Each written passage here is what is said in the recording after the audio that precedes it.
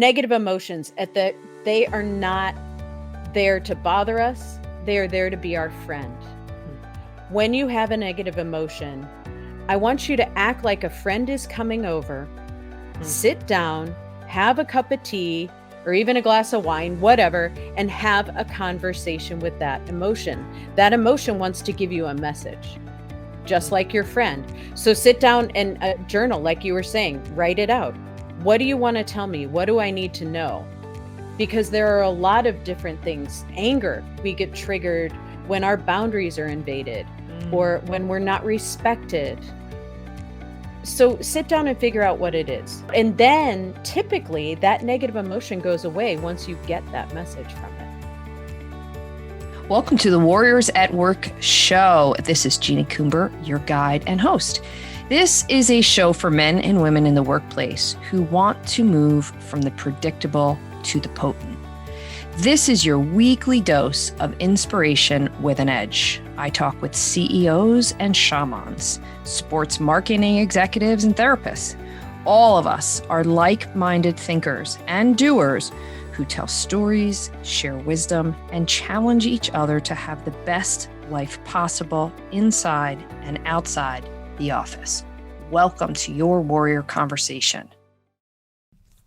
Hey everybody, it's Jeannie. Thank you so much for joining me. Today, I had the opportunity to interview Dr. Annie White, the author of The Calm Code, Transform Your Mind, Change Your Life. Dr. Annie has a doctorate in traditional Chinese medicine, and after thousands of patients' visits and a decade studying the science of the brain and neuroplasticity, she developed a revolutionary step-by-step method to dramatically lower stress and anxiety.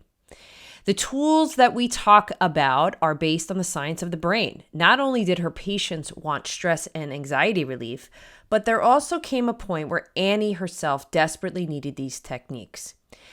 This is a really fun and practical approach to stress, anxiety, and more than anything, tools that we need right here, right now for all of us to help ourselves rewire our brains. Enjoy.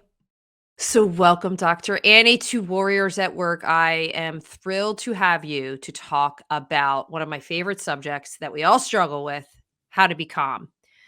So I'm really appreciative of you putting this work out into the world. I'm so psyched to get into this with you. Where I wanted to start is, so obviously the title of your book, The Calm Code, immediately grabs attention for sure. And I want to hear the backstory on when did this come to you? Obviously, you have a very strong background, which I'm sure you're going to talk a little bit about. But when did this come to you? And talk to us a little bit about the story. This is a great question. And actually, Jeannie, I'm glad you brought the title into it because I'm going to tie the title into the history and how I came up with all of this. I was seeing patients in my office over the years, and everyone was coming in with stress and anxiety, and it was exacerbating all of their conditions. So I knew that they would never be truly happy or healthy if we didn't get these stress and anxiety under control. And my training taught me to find the root cause of issues. So I did a deep dive into how the brain works because that's where stress and anxiety transpire. When I found neuroplasticity, which states that every thought, action, and emotion wires or strengthens the corresponding neural networks, brain networks in their mind, I knew I was onto something.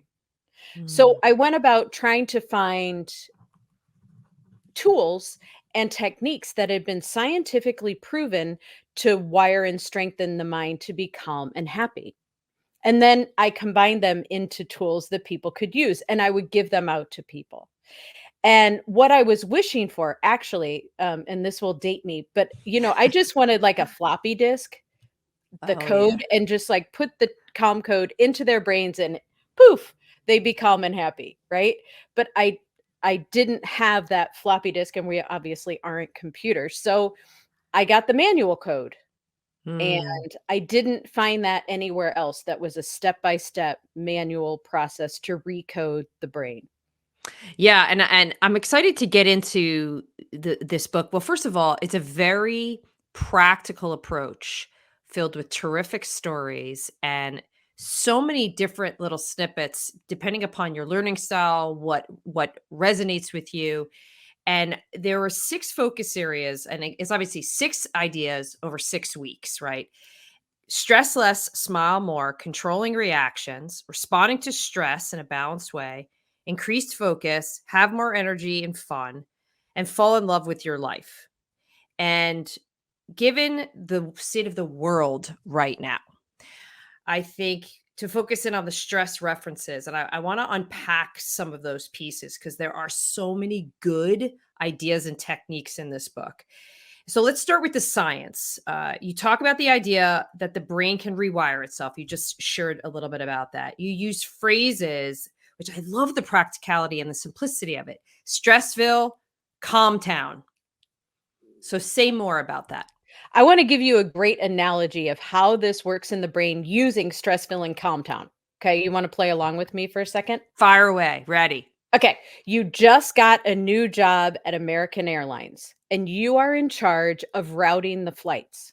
So your boss comes in and says, "Okay, Jeannie, I don't know what's going on. Everyone is headed to Stressville." And in our analogy, our thoughts are the flights and the pathways are the flight patterns and the connections. Okay. Mm-hmm. So your boss says, "I need you to get flights and connections to Stressville. We need to increase them because everybody's going there. So when you go online, you can find your flight. It's not all full."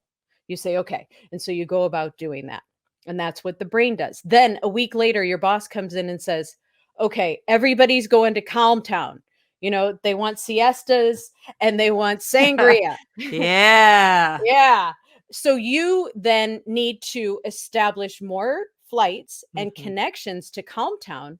And in the process, because people aren't going to Stressville anymore, you will cancel or diminish the number of those flights. And your brain does exactly the same thing. Every thought you think is a new passenger going to Stressville or Calm Town. Mm.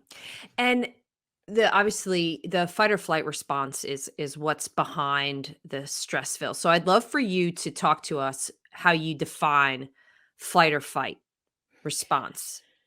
Fight or flight response has 2 phases. So the initial phase of the fight or flight response you is unconscious. You don't control it. And it was made that way so we could jump out of the way of a bus Mhm. or we could get out of life or death situations without having to decide about it.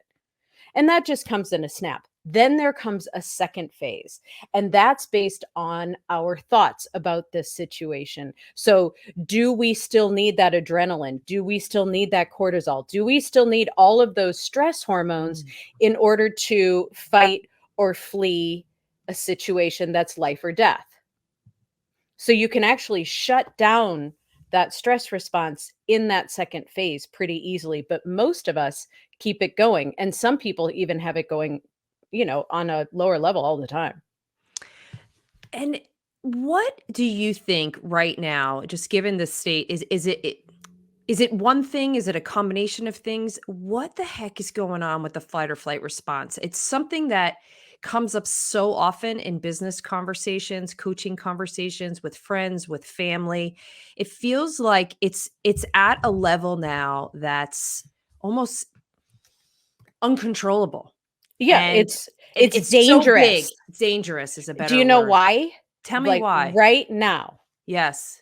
And people are sick of this word, and I get it, but pandemic. So let's think about the pandemic. When we got into this pandemic, we had all of this information coming at us that made us what? Scared. Stressed out. Scared. Scared, Yeah. fearful, stressed out, but when you're scared, you're stressed, aren't you? Like Mhm. it sets off that fight or flight mode. So every single one of those stressed and negative thoughts build those pathways in our minds so that after a period of time, i.e., 3 years, your mind becomes dominated by past to stressville. So Mm. when even a remotely stressful thing comes up, you don't have that balanced mind anymore. You can't make that creative or balanced choice. not to go straight to stressful. You go straight to worst case scenarios every single time, because the brain loves the path of least resistance. So if those paths are dominating your mind, those paths are what's going to dominate. Give some examples of types of stressed out interactions you're having. So like these people are coming to you, they're not maybe using the stress response vernacular, but they're exhibiting certain behaviors that you're then able to say, oh, here's what's really going on. When they're in that pattern. Yes. Okay, for instance, let's say you come into me and you say, okay, I don't know what to do. My mom just got diagnosed with Alzheimer's. And if you were like, okay, I'm going to get my brothers and sisters together tomorrow, and then we've got to talk about my mom. We've got to get these doctor's appointments set up. What if she dies? What if she needs to have care come into the house? I would say, hey, let's take a breath. Let's hold on a second, because what you're not doing in that situation is activating those calm and balanced pathways in order to come up with a balanced solution. I'm not saying not to be stressed or sad. We're human, of course, and stressful things are going to happen. But when we start spinning out over things, when we stay in that stress space and we have all stressful thoughts, that triggers me to say, there's a problem here. Yeah.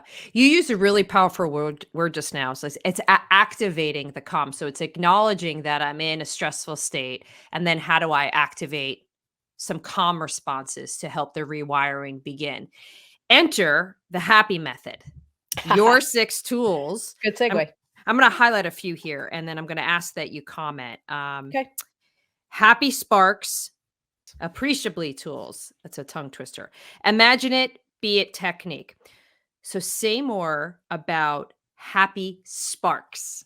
This I one love I that. loved. It brings such a smile to my face. Okay, so I'm going to give you it's hard because it's the way that I have it in the book, it starts simple and it gets more and more and more complicated. But since this is the first time accessing the information, let's go simple. Okay. So let's say we're in that circumstance and we just got a call. Our mom has Alzheimer's. If you feel your brain going down all of those paths, stop for a second, take out some pictures that trigger either peaceful emotions or happy emotions, and focus on those for 3 minutes. Why 3 minutes? Well, we start with 3 minutes twice a day. And 3 minutes is accessible in the beginning. We start with 3 minutes twice a day. We build to 8 minutes twice a day. But if you can start with just 3 minutes, you're going to see your energy and your thoughts change in that moment. And then over time, you're going to be strengthening those corresponding pathways in your mind so that the stress doesn't dominate anymore. Could you see yourself doing that in the height of a stressful interaction? So, like if you were in the middle of a crisis or middle of a trauma, have you found that it's very helpful to just redirect your energy, pull out a picture in your wallet, notice something around you that brings you joy? Just those quick little micro breaks slows the stress response down? Definitely. I think it depends. If you're in a meeting, that probably won't work as well. But if you're in a meeting, I would suggest trying to turn whatever you're worried about around, see it turning out well. So visualize it turning out well, and then add some gratitude on that. And I love triple thank yous for that. So let's talk about appreciably tools. So let's say you're in a meeting and it's with your boss and you think you're going to get fired. Okay. But what is your best case scenario here? And you can name that. So I'm going to put you in this scenario. So what would be Jeannie's best case scenario in this situation? I know you don't have a boss, but if you did. If I had a boss and I was worried I was going to be fired, best case scenario would be like, I'm going to get some time off. Okay. So you're in this meeting with your boss and you're thinking you're going to get fired. Instead, I want you to go, thank you, thank you, thank you. I get extra vacation in your head while this person's talking, because what is that going to do? I mean, it's not going to guarantee you get extra vacation, but what it is going to do is it's going to calm you way down. It's going to make you happier. If you think about things happening that you want, if you think about things that you want to have happen and you visualize them happening, even in for a moment in your mind, it activates your subconscious to help make that happen for you. So your subconscious is going to get on board and get creative because that's your creative mind. And then you put gratitude as if it already happened on top of it, which further activates your unconscious mind and further wires your mind, and it further makes you feel better in that moment. Oh my gosh, I love that. That is really cool, and with the gratitude on top of the thank yous it's almost like solidifies it, and I know your brain doesn't know fact from fiction, so if you It tell it doesn't. like, "Hey, this is okay. We're gonna be okay."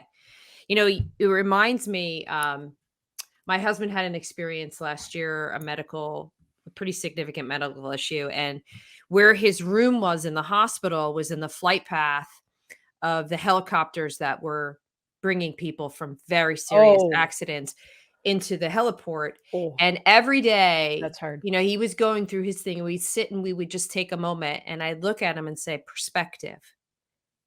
Thank you that we're in this space." And like we would sit there and just say, "Thank you that we're getting medical care. Thank you that that person is also getting appropriate medical care. Thank you." And we just started going to that place. And I'll tell you, even if it was for just 20 seconds, it made a difference in our psychology, and it brought you back into the sense of being in the moment rather than projecting or replaying something that happened leading up to it. All right, so let's talk about imagine it be a technique.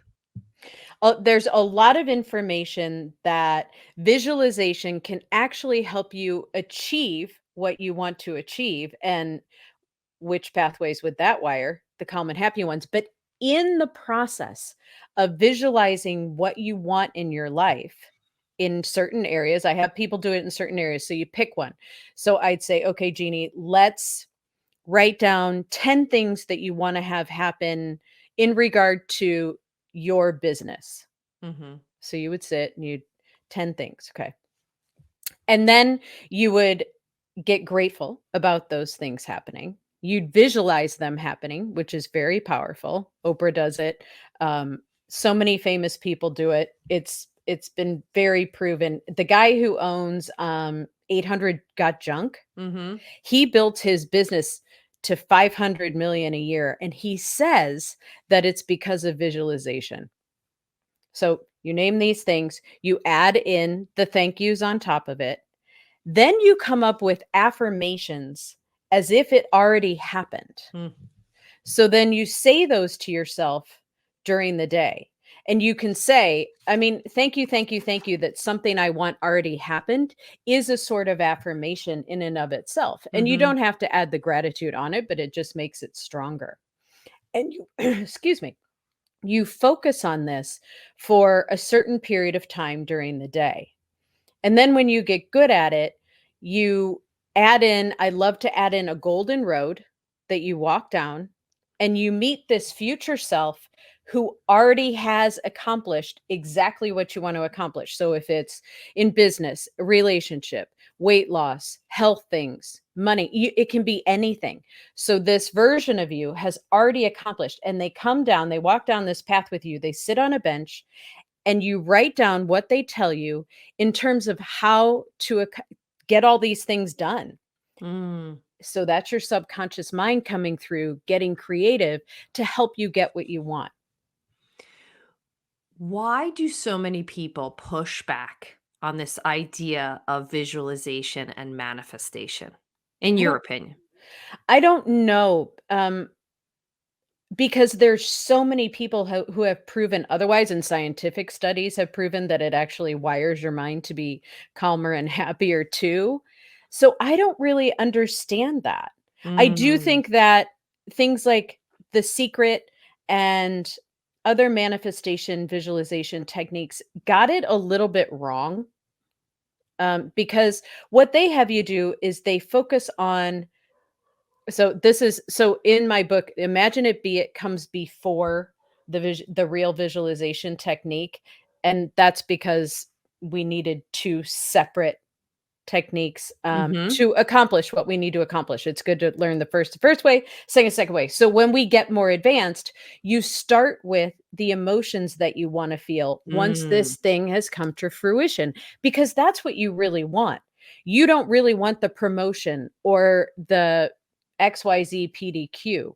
You want how they're going to make you feel. So we need to start there.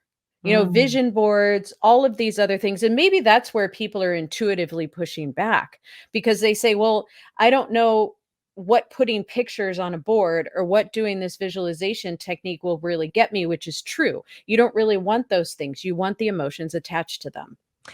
That is so important what you just I'm a big journaler every day, and I'm a big believer in the power, particularly of manifestation. And I think what you just articulated is really, really important, is going back to what you truly desire. What is the real emotion you're looking to get access to? And I'd like to think of it as like it tunes you into a certain frequency. Yes. It's like And a once radio station. Yes, like a radio station. Love that. I also, sidebar, loved the meditation techniques that you referenced in this book, and just how simplistically you framed it. So, for anybody that's listening or watching that is just looking for different meditation modalities, I just love the ones that you offered in your book. I want to hear more about e-magica. That is exactly what I was just talking about. Your is the visualization technique. So I call it e-magica because emotions make the magic happen. Yeah. And it's exactly what you were just saying about the frequency. Where we vibrate is what we attract Mm. So, emotions ignite the magic, which then fuels whatever you want to to come to come to you. you. I And love it. my entire book is about building those calm and happy pathways. That's the crux of it. So when you're focusing on those positive emotions, which pathways are you building? Mm. Right? Every single time.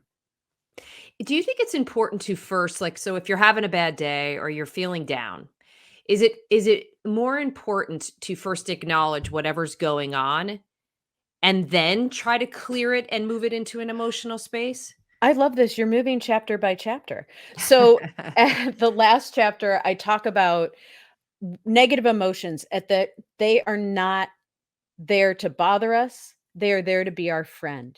Hmm, When you have a negative emotion, I want you to act like a friend is coming over, hmm, sit down, have a cup of tea or even a glass of wine, whatever, and have a conversation with that emotion. That emotion wants to give you a message, just hmm, like your friend. So sit down and journal, like you were saying, write it out.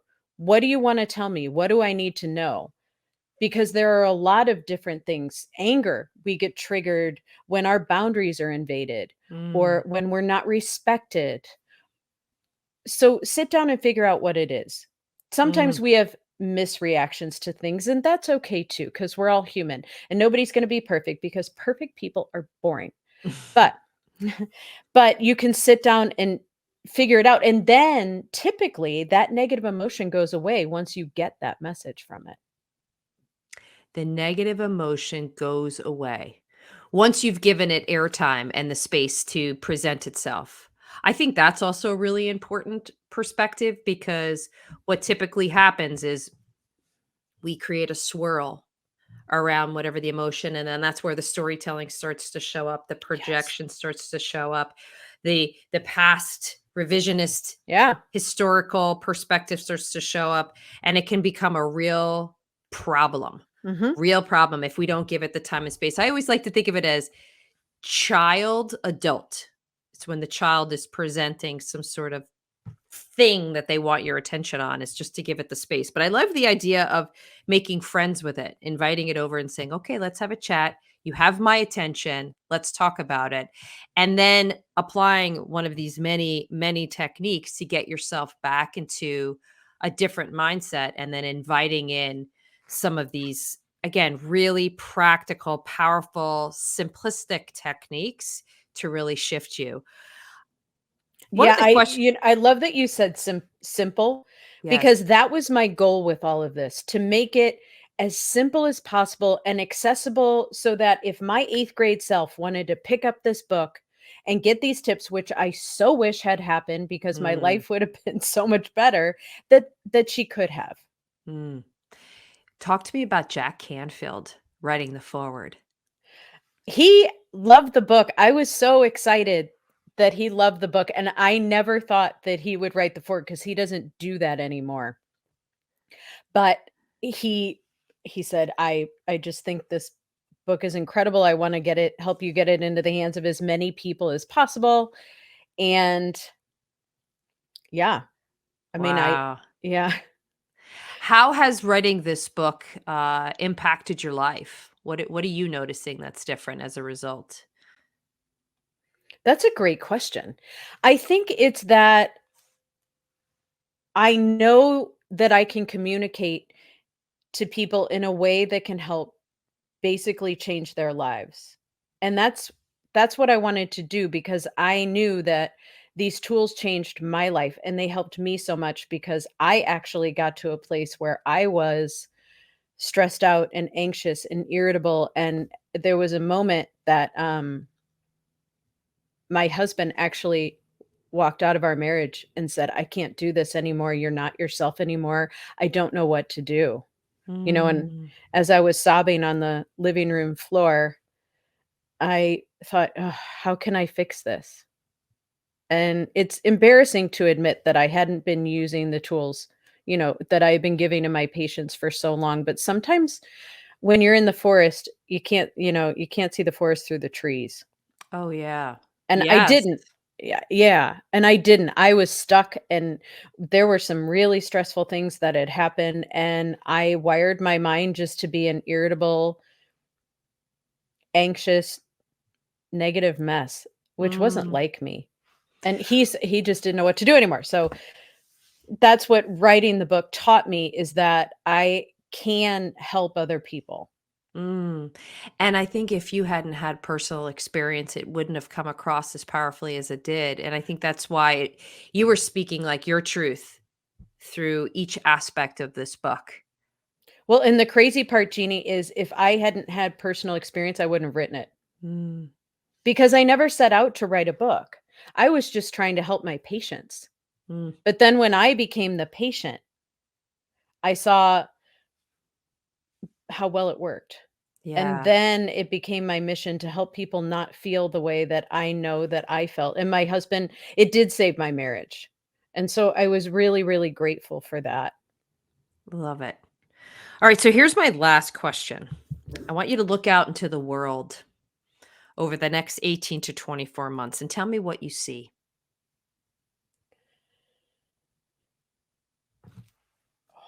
I think we're in a really tough spot right now in the world because in the next 18 to 24 months, we're going to see what happens with the elections, aren't we? Mhm. And I think that will dictate the overall feeling, not just in our country, but in the world. But another important thing is that as we go through these challenging times and as we go through these stressful times, people are triggered to fix it, which is good because what I've seen is people trying to be more kind to themselves, Mhm. people trying to be more kind to others, and having the capability to look outside themselves. So I see that happening more and more over the next 18 to 24 months. Okay. And what would you like to see for the calm code? I would love the Calm Code to get into millions of people's hands and help them and change their lives, to be completely frank and honest with you. I would love it. Is there a 2.0 version coming? Good question. My next Calm Code is for veterans because they need it Oh. so much. So I have a friend who's also a writer who's a veteran who I'm gonna co-write with, Calm Code for veterans, and get it into their hands because they need tools, you know, maybe even more than the rest of us. I can't even imagine what they've all been through. Mm. Well, Dr. Annie, I am so appreciative for the book, the work that you're putting out into the world every single day, your whole philosophy, your approach, and how much heart and honesty you shared with us here. So I'm so looking forward to seeing this everywhere. The COM code, transform your mind, change your life. Thank you for having me on. I love your show, and you're doing the same thing, helping people every single day. Thank you. Thank you for joining me for another episode of the Warriors at Work show. If you are interested in learning more about what we do at the Warriors at Work show and platform, be sure to go over to my website, Jeannie Coomber, and subscribe to my monthly Warrior Playbook newsletter. I share everything that I'm up to month by month, as well as some lessons and insights that I've learned. I'm also interested in hearing any feedback you have about this conversation or future topics. So reach out to me directly on jc@jeanniecoomber.com or on LinkedIn. Be sure to tell your friends and your colleagues about this Warriors at Work conversation. Subscribe, review, and rate us. It's the best way to get this message out into the world. Be well.